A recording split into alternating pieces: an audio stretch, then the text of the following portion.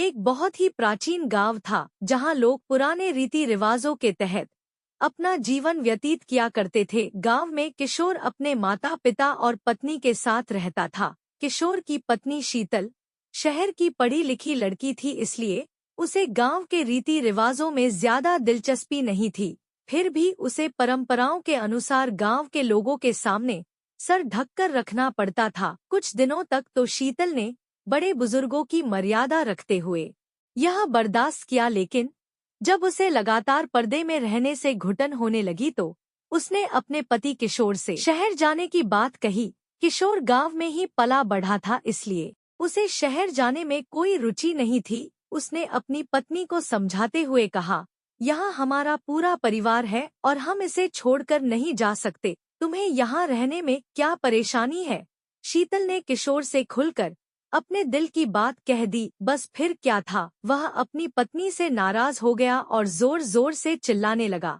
किशोर की आवाज सुनकर उसके माता पिता भी कमरे के अंदर आ गए हैं और जैसे ही उन्हें सारा मामला पता चला तो उन्होंने भी अपनी बहू को बुरा भला कहना शुरू कर दिया। सारे परिवार की बातें सुनकर शीतल की आंखों में आंसू आ गए। शीतल को समझ में ही नहीं आ रहा था कि वह अपने पति को कैसे समझाए। इस घटना के कुछ महीने गुजरने के बाद एक दिन शीतल सुबह होते ही बिना किसी से कुछ कहे घर से निकल जाती है। काफी दूर पैदल चलने से उसे थकान महसूस होने लगती है, इसलिए वह एक सुनसान जगह पर जाकर बैठ जाती है। घर पर जैसे ही किशोर को पता चलता है कि उसकी पत्नी कहीं चली गई है तो वह सारे गांव में शीतल को ढूंढने निकल गया। किशोर गांव के चारों तरफ जोर जोर से आवाज लगाते हुए अपनी पत्नी को खोज रहा था। जब वह कहीं दिखाई नहीं दी तो सभी की चिंताएं बढ़ने लगती है, लेकिन इसी बीच एक बुजुर्ग व्यक्ति गांव वालों से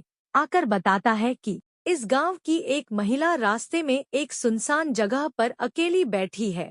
यह बात सुनते ही किशोर तुरंत उसी तरफ दौड़ लगा देता है। किशोर को भागता देख गांव के लोग भी उसके पीछे भागने लगते हैं। जैसे ही किशोर शीतल के नजदीक पहुंचा, उसे देखते ही उसके होश उड़ गए, क्योंकि शीतल अपने बिखरे बालों के साथ मिट्टी से खेल रही थी। शीतल को ऐसी स्थिति में देख गांव वालों को लगा जरूर यह कोई भूत बला है जो शीतल के पीछे पड़ गई है।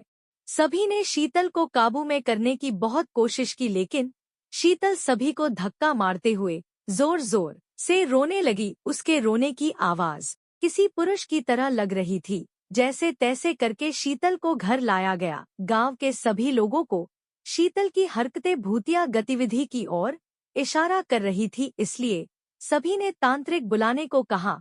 किशोर ने अपने कुछ रिश्तेदारों की सलाह से एक जाने माने तांत्रिक को बुलाया। तांत्रिक ने आते ही चारों तरफ एक घेरा बनाया और खतरे से बचने के लिए सभी को उस घेरे के अंदर रहने को कहा और शीतल के कमरे में अकेले ही चला गया। अंदर पहुंचते ही उसने शीतल को चेतावनी देते हुए कहा, साफ साफ बता दो, यह नाटक क्यों कर रही हो, नहीं तो तुम्हें बहुत तकलीफ होगी। शीतल तांत्रिक को देखते ही आक्रामक होने लगी। तभी तांत्रिक ने शीतल के बाल पकड़कर दोबारा कहा, मैं अच्छी तरह से जानता हूँ, भूत प्रेत नाम की कोई चीज नहीं होती। मैं कई वर्षों से इसी तरह लोगों के भ्रम दूर करता आया हूँ। तुम्हारे घर वालों को समझाना मुश्किल है, लेकिन तुम अच्छी तरह से जानती हो कि तुम यह नाटक कर रही हो। तांत्रिक की बात सुनते ही शीतल की आंखों में आंसू आ गए और उसने रोते हुए अपना झूठ कबूल कर लिया। शीतल ने तांत्रिक को बताया कि वह शहर की पढ़ी लिखी लड़की है, उसे ज्यादा बंधनों में रहना पसंद नहीं।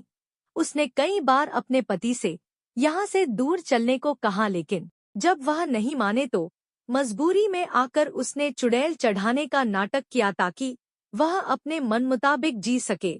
दरअसल तांत्रिक एक वैज्ञानिक था जो कई सालों से भूतों के नाम पर फैली हुई अफवाहों की सच्चाई दिखाने के लिए रिसर्च कर रहा था और उसी वजह से उसने तांत्रिक वेशभूषा अपनाई थी। उसने शीतल को सबके सामने चुड़ैल की हकीकत बताते हुए माफी मांगने को कहा। जैसे ही गांव वालों को पता चला कि शीतल अपने परिवार के सामने सिर ढकने से बचने के लिए चुड़ैल का ड्रामा कर रही थी तो उन्हें आज से पहले गांव में हुई सभी भूतिया घटनाओं पर संदेह होने लगा। तांत्रिक के समझाने पर शीतल के घर वालों ने उसे उसके पति के साथ शहर जाने की इजाजत दे दी। तांत्रिक की वैज्ञानिक सोच ने लोगों में भूतों के प्रति फैले अंधविश्वास को गहरी चोट दी थी, लेकिन यह तो सिर्फ एक शुरुआत थी और इसी के साथ यह कहानी खत्म हो जाती है।